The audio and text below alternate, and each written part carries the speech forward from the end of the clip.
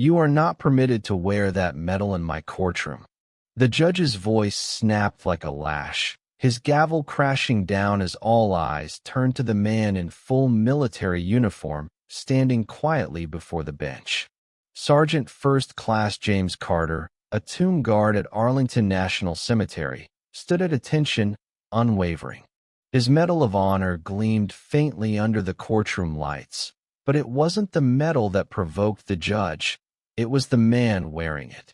Silence blanketed the room, heavy with shock. Even the bailiff hesitated, uncertain. Carter didn't waver, didn't blink, his gaze fixed forward, his stance embodying dignity, not defiance. His attorney began to speak, but the judge cut him off sharply. "Remove it.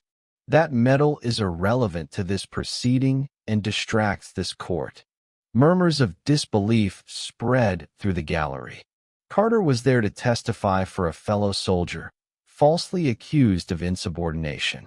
He wasn't a defendant or a direct witness to the incident.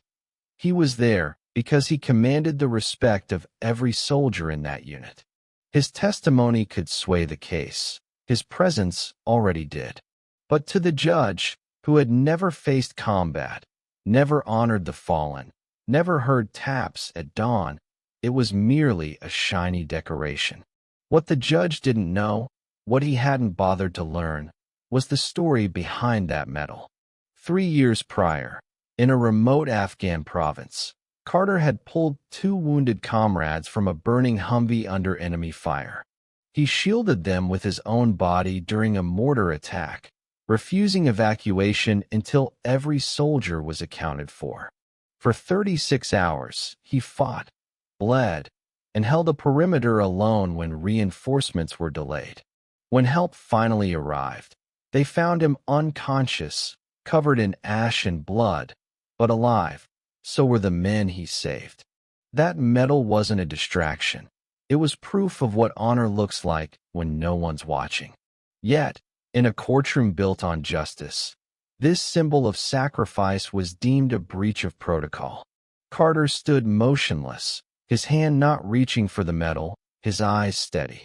Then, a commanding voice rang from the back of the room. "Sergeant Carter, hold your ground. Do not remove that medal." Heads turned as a tall figure strode through the doors, for stars gleaming on each shoulder. General Thompson, chairman of the Joint Chiefs, spoke with authority.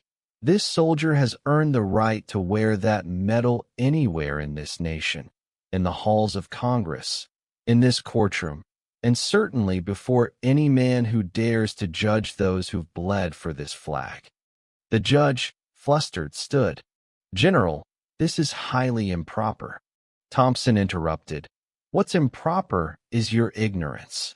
He approached the bench, placed a document before the judge, and declared, "Effective immediately, by federal order, you are recused from this case.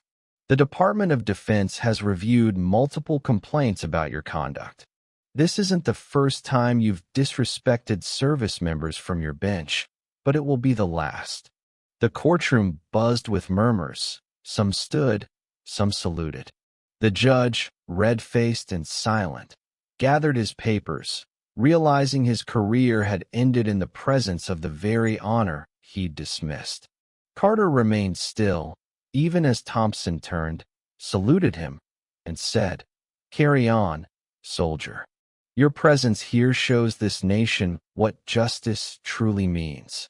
The case was later dismissed, the accused soldier exonerated. A leaked video of the incident went viral, with headlines like "Tomb Guard Disrespected in Courtroom" trending nationwide. Veterans groups rallied, congressional leaders issued statements, and the judge was quietly forced into retirement. Sergeant Carter was invited to the White House, where the president shook his hand and said, "Your silent stand in uniform spoke louder than most do with a platform." He sought no fame, returning to Arlington, to the silence, the 21 steps, the sacred duty of guarding those who never return.